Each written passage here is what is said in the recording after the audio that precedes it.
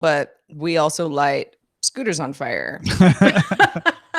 You truly do have it all. You truly do have previously it all. on Good Day Internet for more. On that story. You could do an expose, bird scooters.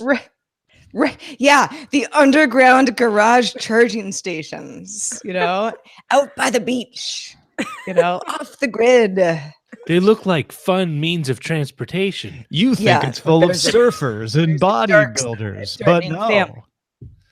Yeah, I mean, it's only funny because as far as I know, nobody was hurt last night, but my goodness.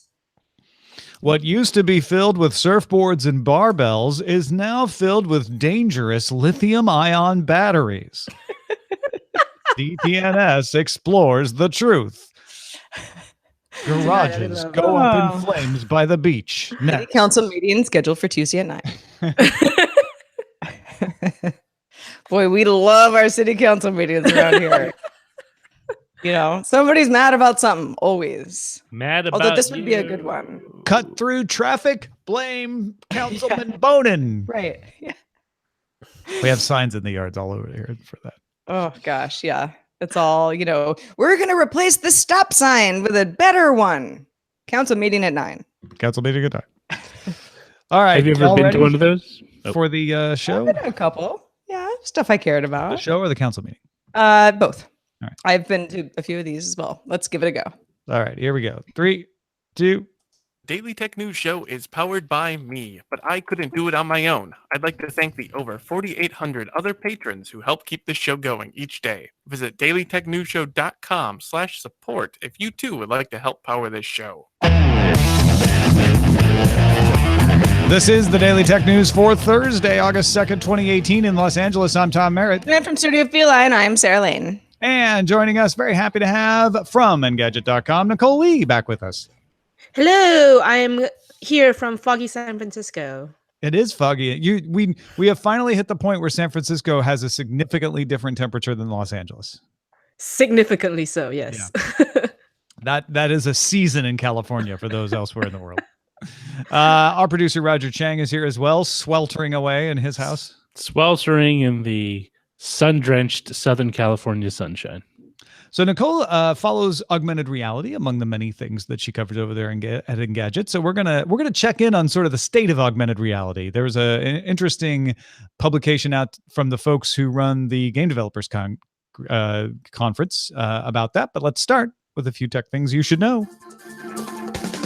Apple announced in an email to publishers that apps for iOS and macOS will no longer be included in its affiliate program. The company says its new App Store interfaces for iOS and macOS have new methods of discovery for those apps. All other content types, that's music, movies, books, and TV, will remain in the affiliate program. Last year, Apple dropped the affiliate rate for in-app purchases from 7% to 2.5%. Bad time to be somebody whose entire business was based on that affiliate revenue. Cisco announced it's buying security firm Duo Security for $2.35 billion. Co-founder and CEO Doug Song will continue as Duo's general manager and will join Cisco's networking and security business.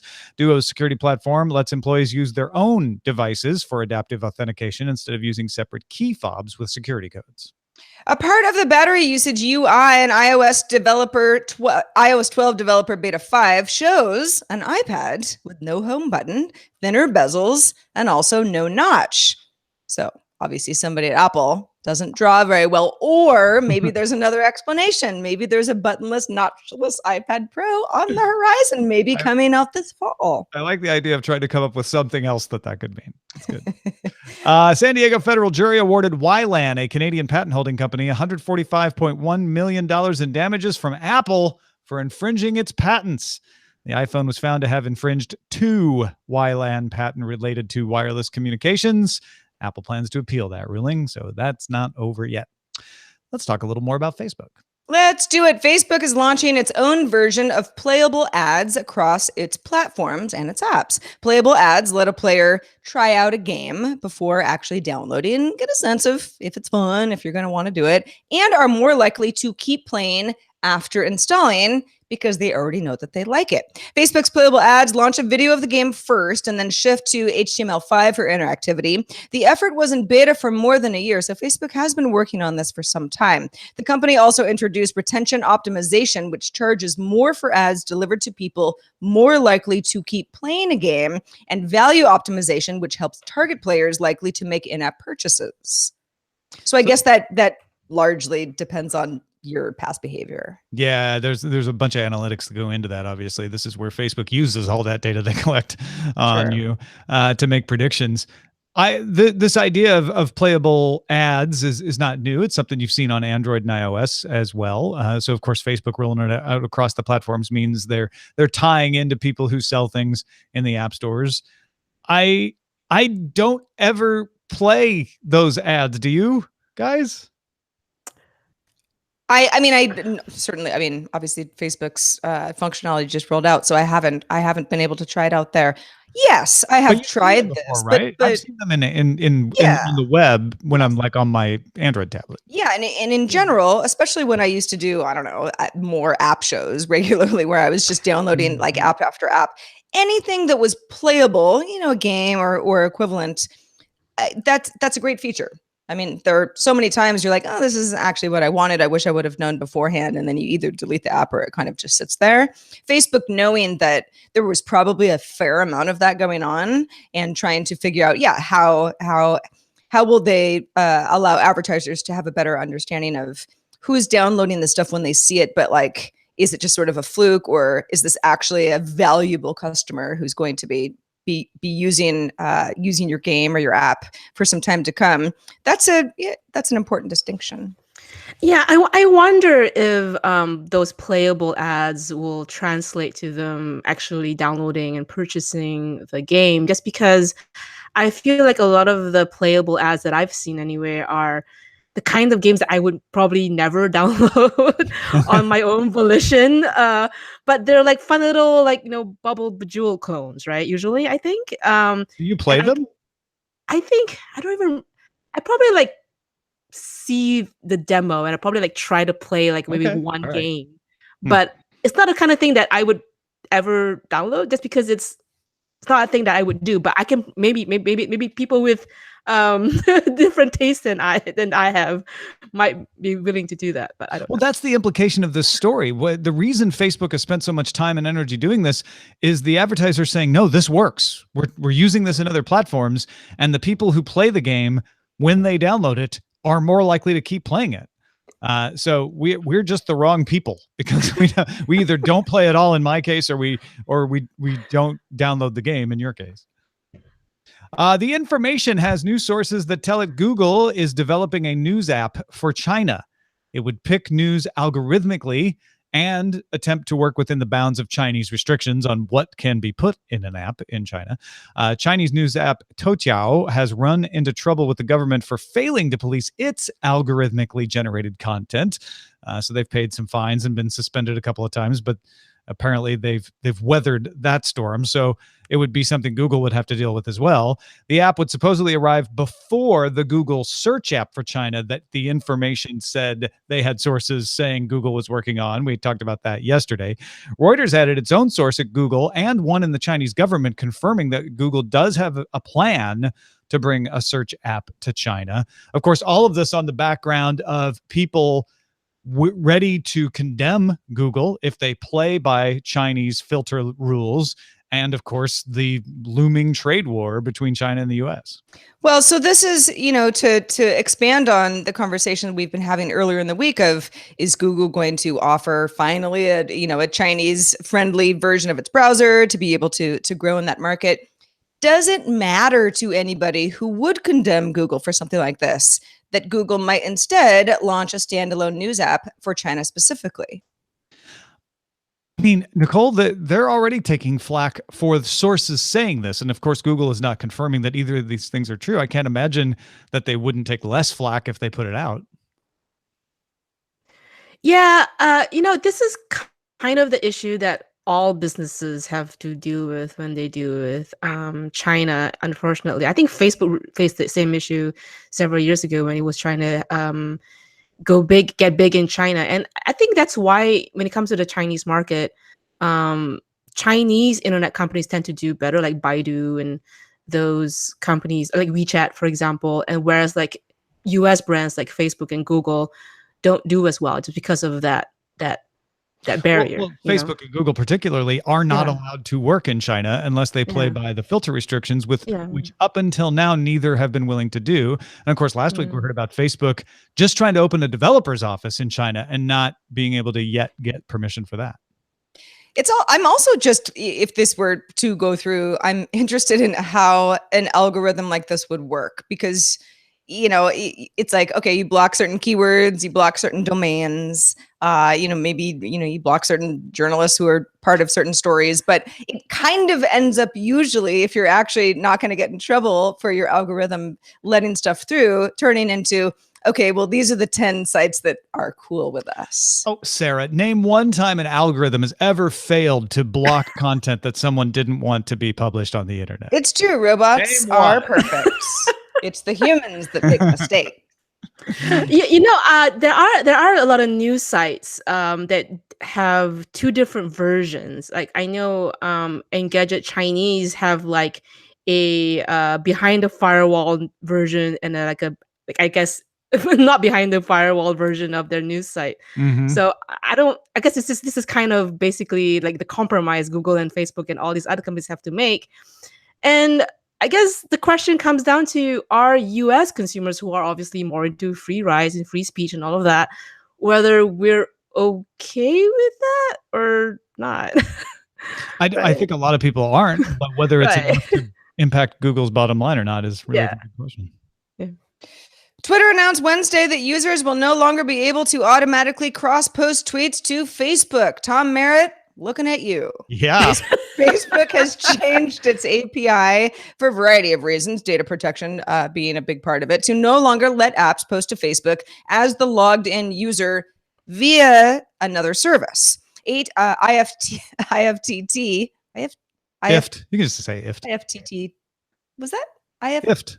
Oh, all right. I thought there were two Fs in there. IFTT also announced it could no longer support posting to Facebook profile pages, as well as a few other companies. Yeah, so I will no longer be posting on Facebook, folks. The only thing you see from me posted on Facebook are my tweets. That's right. In general, you're one of the holdouts. Yeah, going silent. Yeah.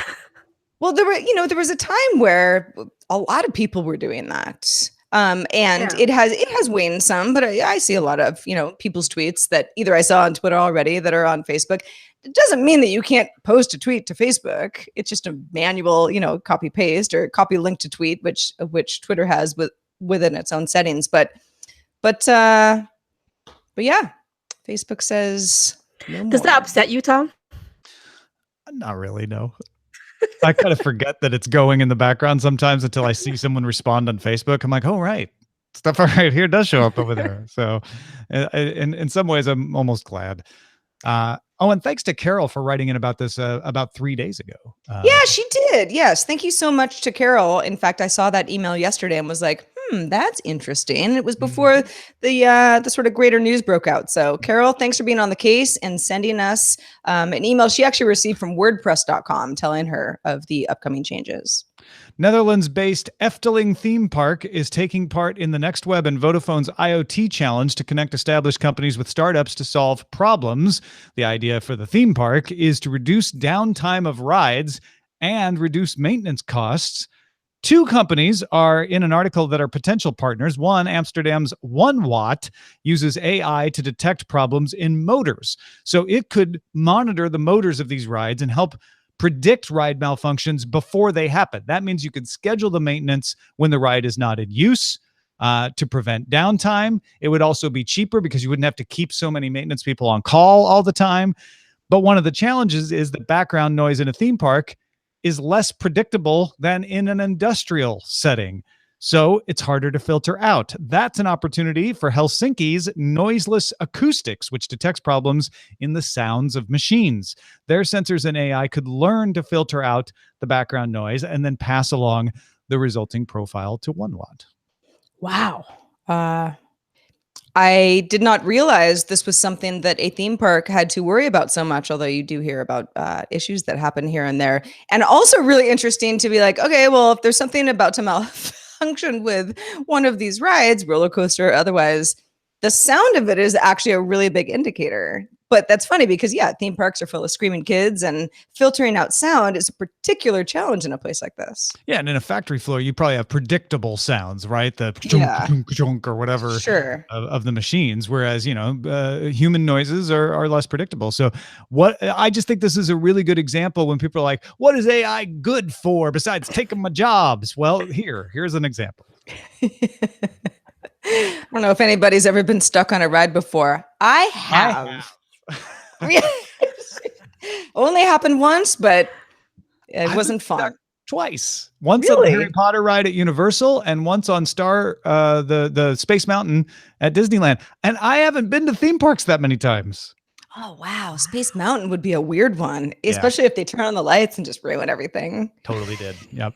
Oh, sorry to hear that, Tom. All right. Well, maybe this will help cheer everybody up. Redo, which is a German nonprofit organization, is using solar-powered MP3 players to bring health information to people in remote regions, specifically the Aka people and women specifically living in these regions, which is mostly based in the Central African Republic and Congo.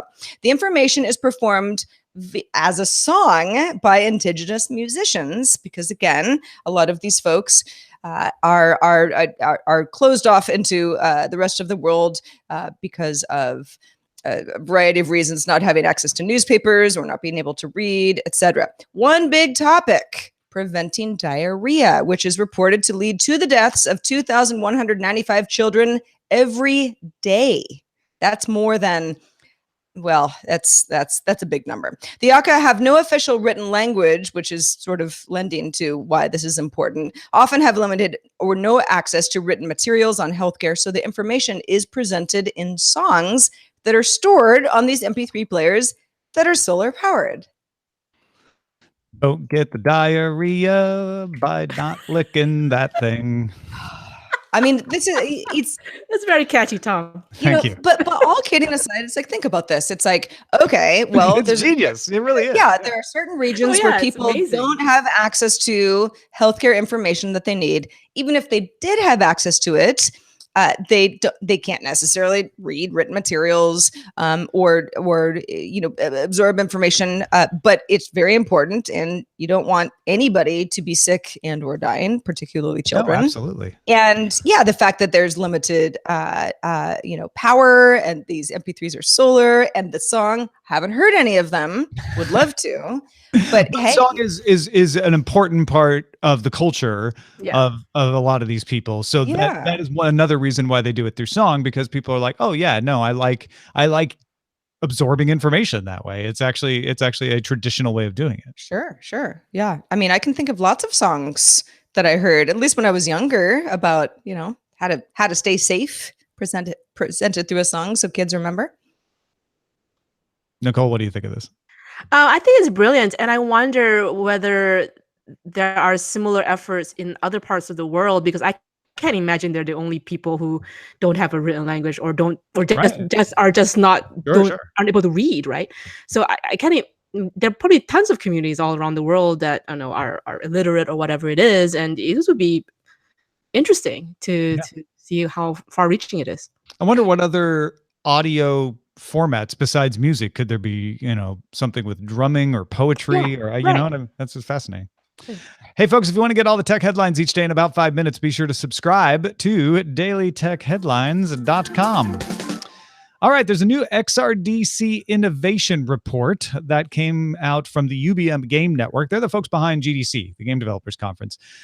This is their third annual study of more than 600 AR and VR professionals to find out, how are things going with this? Are you still working on it? Are you still making games? And yes, they are. 70% of people developing for AR and VR are developing games. Now, these numbers are going to add up to more than 100% because some developers are working on more than one type of thing at a time, so don't get confused. But 70% are developing games. 37% are working on training and education uses. Now, that's up from 27% last year. So while gaming still is predominant, you're starting to see more development in other areas. 22% are working on medical and healthcare uses, 25% working on branded experiences. If you've been to a car dealership, some of them now have this sort of thing. Or I've been to a movie theater where they were showing off aspects of, say, the Jungle Book movie was one in VR. So those kinds of things. As far as what they're working on, it's still the same equipment for now. HTC Vive is the most popular platform for the third year running. Oculus Rift still number 2, although Android's AR core has now passed up Gear VR as the number 3 most popular platform. And if you're wondering about Magic Leap, it leaped from 3% to 8%. Woo! Yeah. Woo. So some people are actually using that development kit. And 75% of the people surveyed for this report think augmented reality will be bigger than virtual reality in the long term because it's more accessible and has broader use cases. And I went looking for some good examples of AR use cases that you might not think of. Gatwick Airport in the UK is using augmented reality as an airport guide to kind of help you get around the airport. IKEA, we've talked about, has a room organizer. Lowe's has a virtual tape measure and room organizer. Sephora has a virtual artist where you can see how makeup would look on you. There's a company called AccuVein that has a handheld device to help nurses scan the vein network of a patient and has led to a 45% reduction in escalations. Lockheed is actually one of the ones I was most impressed of because they are speeding up manufacturing processes on building spacecraft. Instead of having to look through binders of data or content on a computer across the room, the people working on building spacecraft are wearing AR devices like the HoloLens that overlay the instructions for drilling or applying torque to specific parts. And Shelley Peterson of Lockheed Martin said that augmented reality systems have now reduced manufacturing time from 6 weeks of drilling and assembly to 2. Wow. Yeah. So there are more people working on non-game uses of this. There are an expanding number of types of uses of this. Nicole, how does this mesh in with the coverage you've been seeing and reporting on? So I think there are a few different factors here. And as you mentioned, augmented reality is much bigger than we think it is. And that's sort of the PR problem that augmented reality has right now, in the sense of, like, when you think of AR, you don't really think of anything. You think of like a really expensive HoloLens, and you think of like Magic, which isn't even in the market yet, right? So these are all like sort of very far away, distant things. The only thing you really think about are like, Pokemon Go or like the AR core, AR kit stuff, or like the Snapchat lenses, that kind of thing. But in actuality, AR is pretty big, but only in certain markets. Like the enterprise is huge, and it's huge in the medical industry, the manufacturing industry. HoloLens is used with Ford. I think Microsoft partnered with Ford to use HoloLens so that engineers can visualize full-scale models in 3D. And I think there are some medical colleges or medical universities that are using medical imaging, so you can see, the way the body structure is built, and so on and so forth. So it's actually pretty big in enterprise, and the reason for that is because augmented reality headsets right now, they're big, they're bulky, they're kind of clunky, and they're really expensive, like over $1,000 for a headset, right? And that's really expensive for a consumer. But for a business, $1,000 for a headset, like that's like no big deal, like it's not a big deal. If you reduce production time by 4 weeks, it paid for itself quickly. Yeah, exactly. You pay like $1,000 any day. Yeah. So right, and the issue, right, and that's why it's taken off so much more in enterprise markets and those sort of specialized markets, because it totally makes sense in those specific use cases. The problem is when you try to put that to like a consumer thing, like the way Magic Leap is trying to do, I think a lot of other companies are trying to do, it's like, it's hard. You have to get it really small, and like it has to be cheap. It has to look good, So all of those situations coming in, like it's much harder for a consumer AR headset than it is for an enterprise headset. That doesn't mean AR isn't working. That doesn't mean AR isn't successful.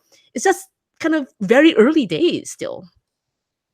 Yeah, I mean, Google Glass still exists as an enterprise product, and people make jokes. And I try not to get pedantic about it. Like Google Glass died a long time ago. I'm like, well, actually, no, it didn't. It just moved in. It just grew up and got a job. That's what happened to Google Glass. But I think Yeah. for me is somebody who's mildly interested in this. I mean, I'm interested in the sense of wanting to talk about it and know about it, but mildly interested in a virtual reality experience for the most part. Anything that gets me on board that can be tied to the devices I already use. Which obviously Apple is not alone, although I have an iPhone, but those sorts of AR experiences that just help my context. That will be something that I will start to apply to my everyday use without even saying anything like, yeah, I'm into AR. It's just part of your life. The VR part of it is, it requires, in many cases, hardware. Like you said, Nicole, expensive hardware, stuff that is less portable and limited and often wired. So that's why I think that, a lot of folks are, whether or not they're even on the fence about, where this is all going, we're using a lot of AR already, and we'll Right. And I continue think I think that you mentioned a great point about the AR kit for the iPhone and AR Core for Android. And the reason why those are so important is because that is the stepping stone for developers to build AR apps. And once the AR apps ecosystem gets more robust, we've seen the IKEA room organizer, we've seen like the Lowe's virtual tape and the Sephora virtual artist. Once you get more and more AR apps, like actual use cases for AR, and then the use case for a consumer headset starts to make more sense. It's like, oh, instead of using a phone to sort of like just like hold over my magazine to see the different things pop up, I can just wear my regular glasses and can see the same thing, right? So that's why the apps thing is really where it should start.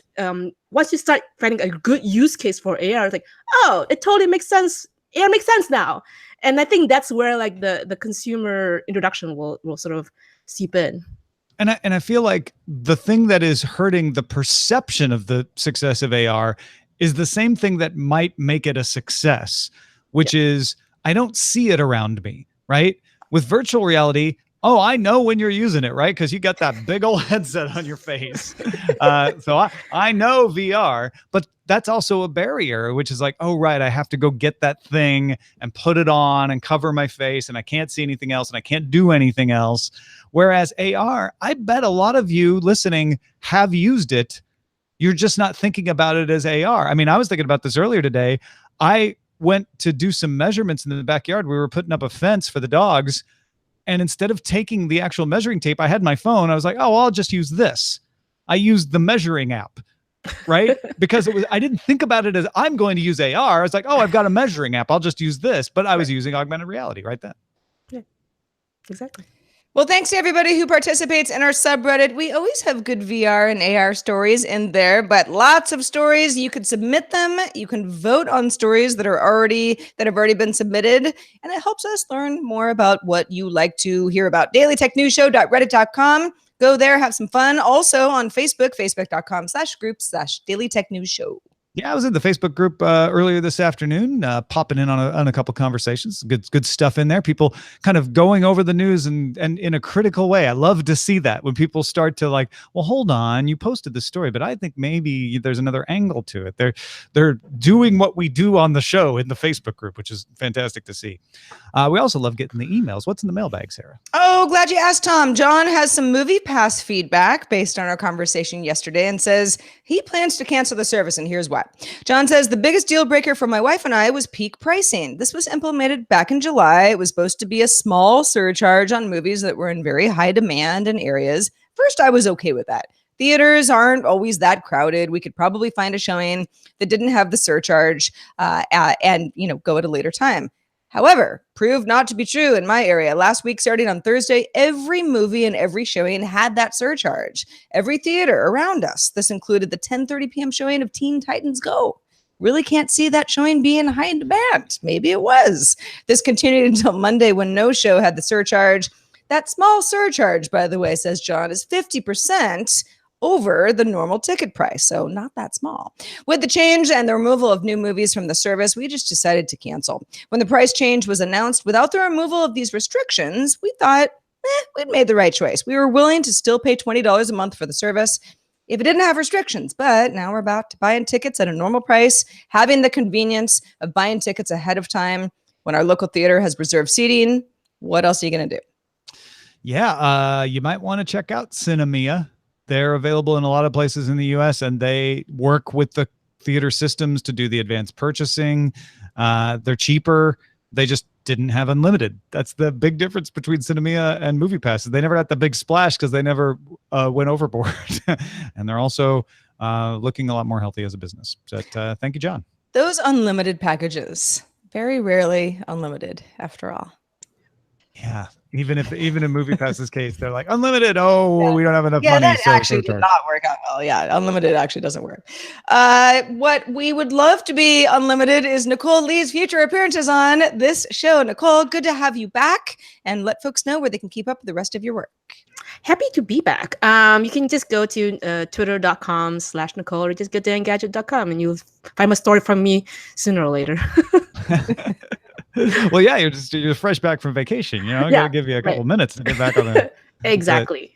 But you do great work over there. So check it out, folks, Engadget.com. And also, folks, check out patreon.com/DTNS. It's August 2nd, which means that if you are a supporter on Patreon, you need to go to the site to get all the perks. A lot of people throughout the month say, where was that link? How do I hook up to the Discord? Where do I find the podcast RSS? All of those questions are answered in a series of posts that went up yesterday at patreon.com/DTNS. And by the way, if you didn't back us yet, now's a great time to back us and get access to those posts. So go check it out, patreon.com/DTNS. Hey, we love your feedback. Love it, love it, love it. Keep it coming. Feedback@dailytechnewsshow.com is our email address. If you can join us live, we'd love to have you Monday through Friday at 4:30 p.m. Eastern, 2030 UTC. You can find out more at dailytechnewsshow.com/live. We'll be back tomorrow with our special guest from the SMR podcast, Robb Dunewood. Talk to you then.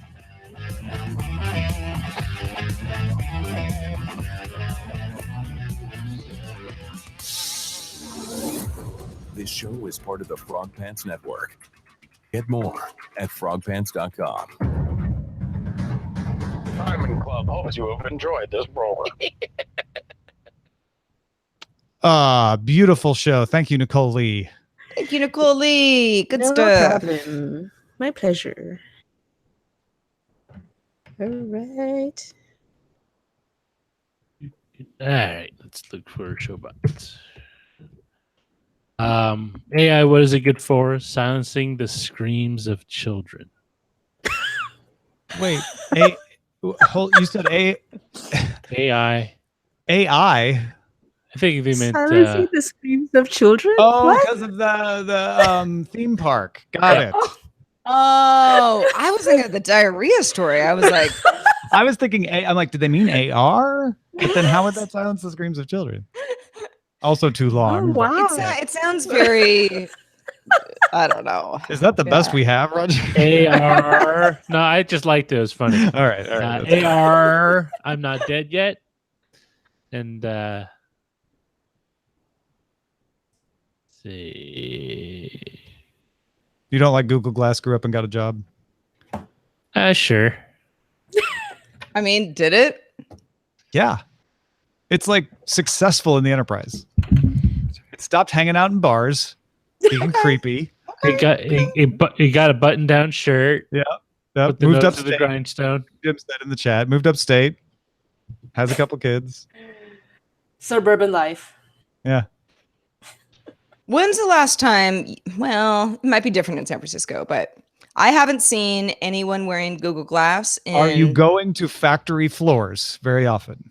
I'm just saying, You for wouldn't anybody see them. who had early models, I actually have one.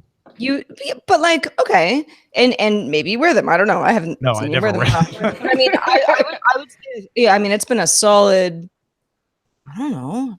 I mean, 3 to 5 years. I just haven't seen. No, Feels you longer wouldn't. than You would not see them out on the street No. anymore. Because they're gone from the consumer space. Yeah. They're very successful in the enterprise space. Very successful in outer space. Big Jim says go to DHL, FedEx, or UPS, and you'll see them. Mm-hmm. Oh, interesting. They live under the overpasses. When I was I was sitting like in a passenger seat on a a little plane. This isn't recently, like last year sometime. In the pilot, it's they used to have all those. It was like big binders of flight stuff, and now he has an iPad. But even then, I was like, it would actually really help some AR glasses. So you wouldn't have to be looking down at this thing, which is obviously way less cumbersome than it used to be, but still felt sort of clunky, where I kept saying, like, do you want me to hold, like drive for you? Or yeah. Can I hold the wheel? Exactly. Well, what are we calling this show then? It's funny you say that. Grew up and got a job. I'll think of it. All right. Go ahead, Nicole. No, the reason why that's interesting is because ODG is a maker of augments, and they did make one for FedEx for like pilots. For like cargo plane pilots? Yeah, like FedEx pilots. Oh, nice. They did make one. Did it replace was it a heads up display? Did it like show them like the altitude altimeter? It's like a oxygen mask for pilots, and like it's anyway. I'll link it into the. Anyway, you can take a look at it. Email it to me, and then I'll post it. Okay, I'll email it to you. I mean, just FYI.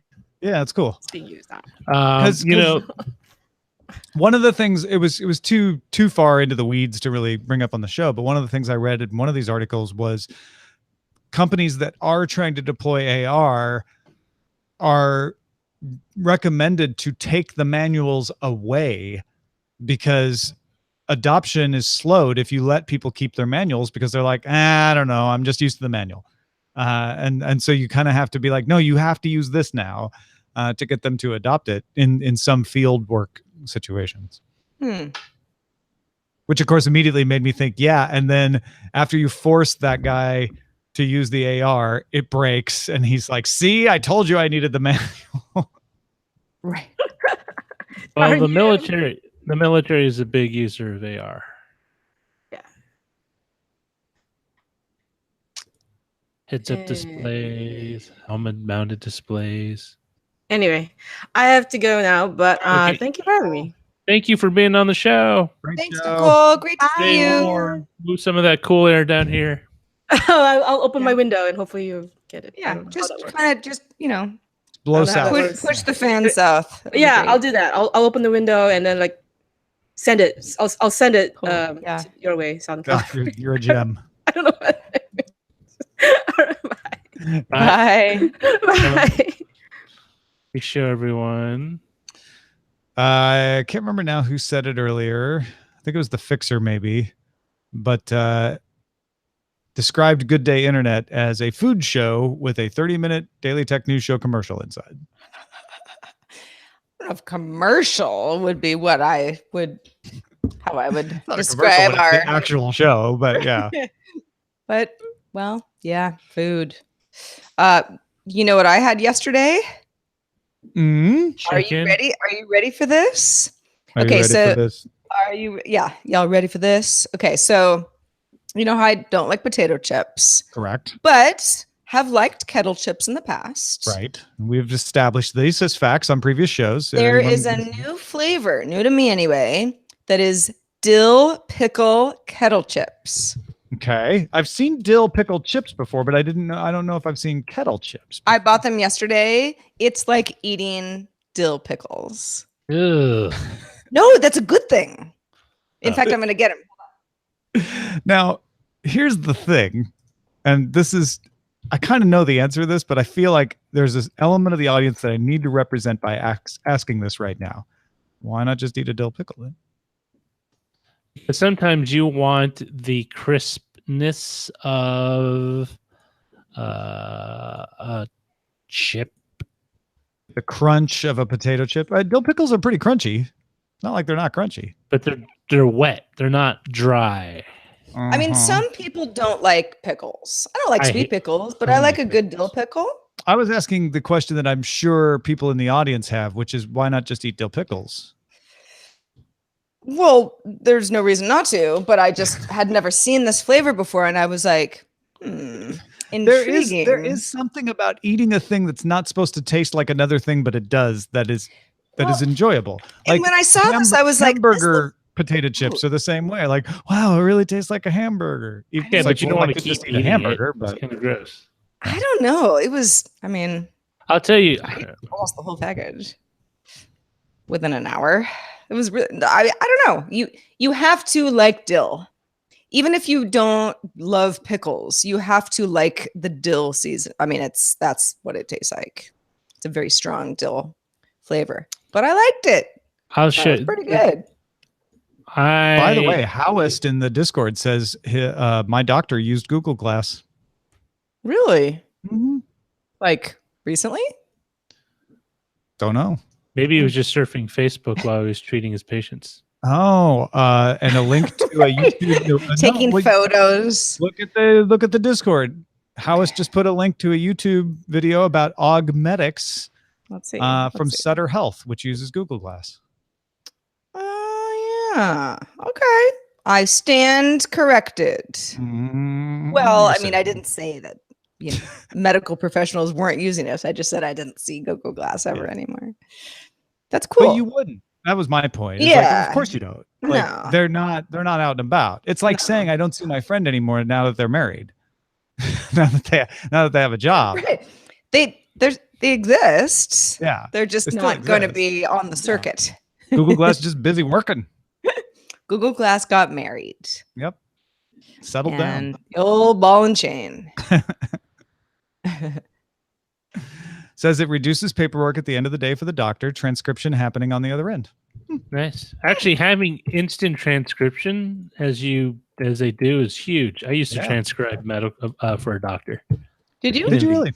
Yeah, it was a pain in the patukas. I didn't know I worked for an office that part of their workload was doing transcription. And I would get these tapes. Gotcha. And I would like this guy, and like all people, when they have just recording, they talk, but they kind of ramble, and you need to kind of like, you're talking about, oh, I need to get my whatever repaired. It's like, no, it's nothing to do with the patient. And then you got a little foot pedal to run the tape recorder back fast and slow. It's like, what did you say? Hold on, let's go back a little bit. Foot pedal. That's crazy. I really hated that job. I used to do citations for a psychology professor at the University of Illinois. And the way he wanted his citations managed were I would write them on the back of old punch cards and keep them in an alphabetical order in a file. So I had to know APA style, American Psychological Association style, and like write out all his citations for him. Citations. Salutations. Do. Salutations. Nope. Nobody? Ho, ho, So wait a ho. minute. If that chip is supposed to taste like dill pickle, It was a stretch. when you eat barbecue chips, what does Finally it got it, taste like? Like the barbecue, like the actual like grill, or is it supposed to just taste like the barbecue sauce? What's your question? Barbecue No, I was just chips thinking ta- about like- your dill pickle chips. Oh, And I was thinking, like Tom was saying, like we often like eating things that taste like something they're not supposed to. And I was thinking barbecue. 'Cause I love barbecue like chips.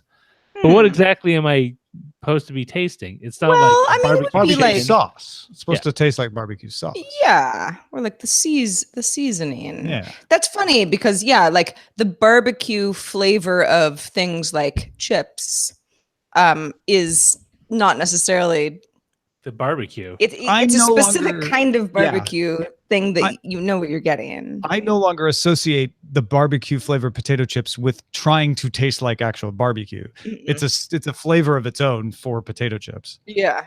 Yeah. I will say the dill pickle chips taste like dill pickles. That's They amazing. it's like eating a dill pickle, but the consistency is totally different. Have you? I think I had them in Japan. The cheeseburger potato chips. Oh, yeah, Ah. they used to sell Doritos did a mystery bag of chips with a flavor that you were supposed to write in what it tasted like, and they I gave you remember that, hints on yeah. what it was. Tasted exactly like a Big Mac, like a McDonald's Big Mac. Is that a good thing or was it just strange? I thought it was weird. I gave some to Patrick Norton, and it's like, yeah, these taste really familiar, but I don't know what it is. It's like, yeah, they taste exactly like a Big Mac, right? And he said, yeah, they're right, and he spit them out. Yeah. I think he was freaked out that. You didn't like Big Macs, I guess. Well, no, it's just like you take a item that's supposedly like 2 meat patties and bun. I and loved special it. sauce. I love the cheeseburger flavored potato chips. I also like pizza flavored potato chips. I haven't had either of those things, but I feel like I would like them. I think I got them both in Japan. They have crazy flavored potato chips there. Oh, they have crazy flavored Kit Kats too. Ah, they're great. The Kit Kats are awesome. Green tea Kit Kats. Sake flavored Kit Kat. Mango Unemployment flavored Kit like- Kats. Green tea and sake. I just don't like Kit Kats, but we've been through this. I bet you would like some of these. Well, wait a minute. Is your problem with Kit Kat the The texture? wafer. It's the Oh, you don't wafer? like Yeah, wafer? then you're Ah. screwed. Nope. It reminds me of Doesn't matter what potatoes. It's like eating lint. But you just like potato chips that taste like dill pickles. I Kettle like them chips. better than regular potato chips, but like Also, I'd still like rather dill. eat a dill pickle. I just thought that But- they did a really good job with the flavor. Did you buy the bag? Yes, I have it right here. But so like you thought of highly enough of it to actually buy something you normally Well, wouldn't how am eat. I gonna find out what it tastes like if I don't try? Try. There's no try before you buy app stuff going on here. That's what they at need. my local market. Roger. I've always wondered why couldn't they do what they do with the nuts and the raisins and stuff, where you scoop them out into the bag, like where you could just like, hey, I want to try what these new like Pop Tarts taste like. They have a little thing of crumbs of Pop Tarts, and you try it. Don't think you're. What? Who does that? No Pop-Tart one. crumb. That's my complaint. They should. Oh, yeah. It's true. It's true. I would buy things in bulk more often if it was acceptable to somehow try them, which it isn't. Not, going into the bag type thing. Mm. But yeah. Oh, you know what? One other flavor I was thinking that because I don't like real watermelon, but I don't hate that sort of like watermelon gum or watermelon candy flavor Oh, because I it's hate a watermelon different gum. flavor. That's another flavor where it's like, I get that it sort of reminds me of watermelon, but it doesn't really taste like watermelon. No, they're different. They're totally Yeah. different because those I'm not like seeking them out necessarily, but I don't dislike that flavor, but it's totally different than I thought- actual watermelon. Watermelon and apple, I thought, were the 2 worst flavors for gum and candy. Like they were just nasty. I didn't mind apple. It's just like why is not even Jolly apple? Rancher apple. Ugh. Pretty good. Ugh. But cherry is my favorite fruit flavor. Cherry was always good. And grape. Cherry and grape. Yeah, Mhm. no, I never liked cherry. I loved grape. Grape was good. Grape and lime. Always liked everything that was lime. You can have my lime. Ugh. Yeah, I'll take it. And folks, you can have our thanks for watching the video version of Daily Tech News Show, and we hope you enjoyed it. We're wrapping up that now, but stick around if you're listening to audio. There is yet more to come there.